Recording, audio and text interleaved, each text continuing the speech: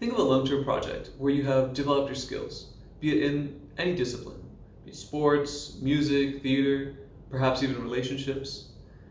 You will have found that nearly always you've improved significantly because you were given constructive feedback. One example that pops into my head is when I started playing volleyball. I remember I chose to try out for my high school team, and throughout my first tournament, I was completely benched. To be fair, if I were the coach, I would have done the same. My technique was poor, I was all over the place in the court, and to be honest, I was a little scared of the ball. But in the end, I received some guidance from the coach, from my peers, and I was able to identify what to work on specifically.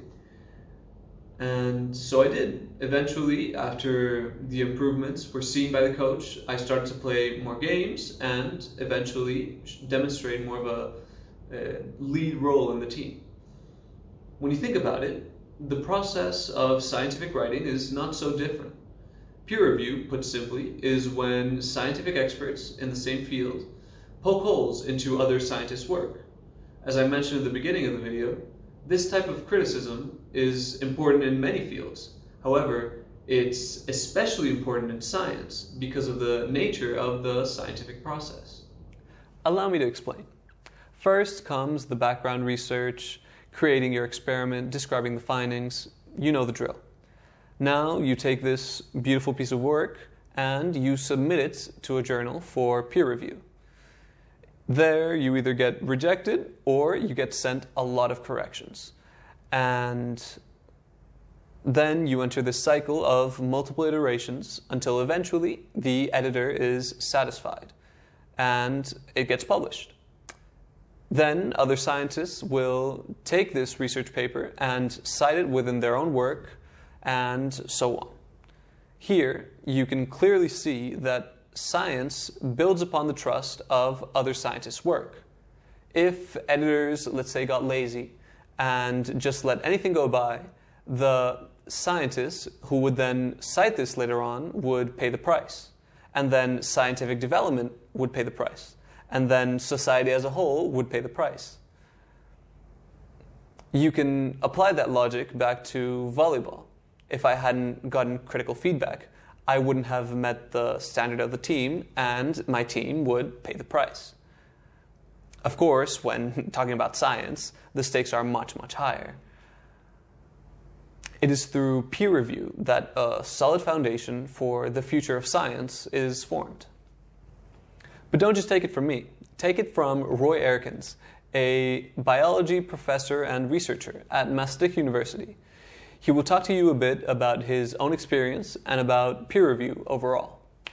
Journals out there. Like, how do you find a journal that's still suited for your paper, but is also a proper one? Yeah, so once you start working in a field, you get sort of a list of journals that are sort of commonly cited in the field and that you know of that are in the pool of good journals. So those are often the journals you look at first, and then I always look at the aims of the journal. So depending on the aim of your paper, you also go look at the aim of the journal, and then you find a journal that matches your aim, that says in their aims, like, we publish papers in this area. Hey, that's actually exactly what my paper is about, so I want to put it in there.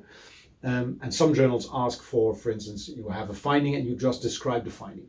And that is okay for some journals.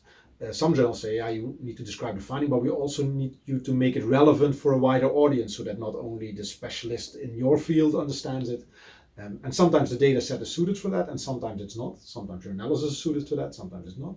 So that way you can start to choose between journals and zoom in on the journal for you. Is there a stage in the journaling process that you perhaps disagree with or think needs to improve?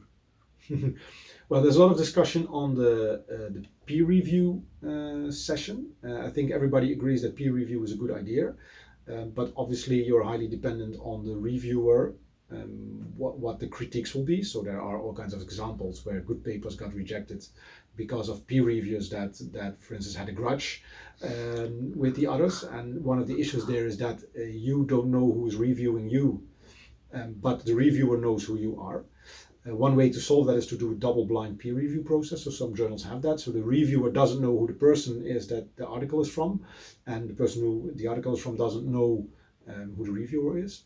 There are also, so that's one way of solving it, so that it's completely anonymous. The other way that it's being solved is that it's completely open, so that, for instance, you know who the reviewer is, so it's completely clear if somebody gives you a rotten review, they know that their name will be mentioned, so it needs to be clear. So then I, as an author, know who gave me that feedback. There's another way that people are looking at that, and that's to do it completely public. So you can post your manuscript and anybody can actually comment on it. So not few selected reviewers, but everybody can comment on it. Then also your comments are out in the open, so that makes it completely clear. And even people who give comments can respond to each other. So there are all kinds of ways how to solve this, but it's a difficult thing to solve. There's many people publishing many papers. So yeah, this I think this is the step that needs to be, that is where we trust that the papers are being checked. So I think I'm happy with the fact that there is peer review, but with the amount of data that's being published at the moment, it's also very difficult to uphold the quality, and also there we need new ideas on how to do this properly. Mm-hmm. But being a reviewer is very useful as well, right? So if you review other people's work, you think, oh, why did they write that? And then you look at your own work and think, oh, actually I do the same thing here. Oh, I need to change that as well. So seeing the flaws in somebody else's work is easy, but it helps you also see the flaws in your own work. Plus, when you do reviewing, you see all kinds of papers before they are actually being published. So that also means there's always a delay between submitting and publication, so you also see novel findings far before they are published. So that's also nice. You can obviously not use those, you cannot, although there are examples, people have stolen things from their review, think, oh, now I'm going to do that, or reject the paper and then publish something themselves. So those kind of things, but that's not the majority, fortunately, but those kind of things can happen, obviously. But it's fun to do and always good to get involved in. It's very insightful. You help the scientific community improve standards as a reviewer, but you also learn from it yourself, and it improves the quality of your own work because you learn about what are good manuscripts, what are bad manuscripts.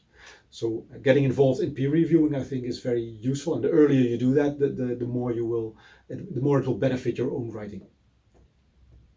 It's one thing to talk about how great peer review is, and it's another thing to experience going through that process yourself. It's a big reason why we have created this journal, in order to give you the opportunity to learn by doing. There you can see how your own work and that of your peers gets better. For this, we have provided you with a template that will help you give your peers some feedback. We hope that by the end of this, you can see the real value in critical feedback for scientific writing and otherwise.